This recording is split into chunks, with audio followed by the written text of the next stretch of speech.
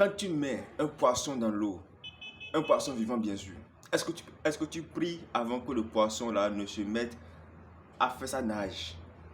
Non? Deuxième exemple, quand tu mets un oiseau dans les airs, est-ce que tu pries avant qu'il s'envole?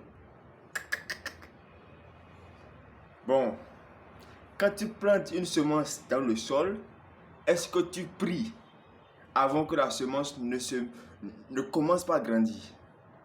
Non aussi. Donc, la réussite de quelque chose ne dépend pas de la prière que tu fais. Non, ça dépend des lois que tu respectes. Dans Josué 1:8, Dieu dit quoi?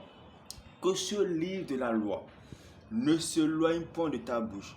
Médite-le jour et nuit afin d'agir fidèlement. C'est ainsi que tu auras du succès. C'est ainsi que tu réussiras. Donc la réussite ne dépend pas de ta prière que tu fais. En fait, la prière, c'est comme une chose qui te réveille. Tu vois, la prière ne t'a même pas réussi. Si tu pries, mais que le poisson, tu le mets sur l'arbre, le poisson va mourir. Si tu pries, mais que l'oiseau, tu le mets dans l'eau, l'oiseau va mourir. Si tu pries, mais que ta semence que tu dois mettre dans le sol, tu le mets sur le toit, ok, ça ne changera rien. Je ne dis pas que la prière n'est pas importante. Je dis seulement que il faut savoir c'est où la place de la prière. Voilà. Il ne faut pas remplacer la place de beaucoup de choses à la place de la prière. Quand tu respectes les lois, la réussite, le succès est sur ton chemin. C'est pas moi qui le dis, c'est Dieu qui le dit. Il dit, médite le jour et nuit afin d'agir fidèlement. C'est ainsi que tu réussiras. C'est ainsi que tu auras du succès.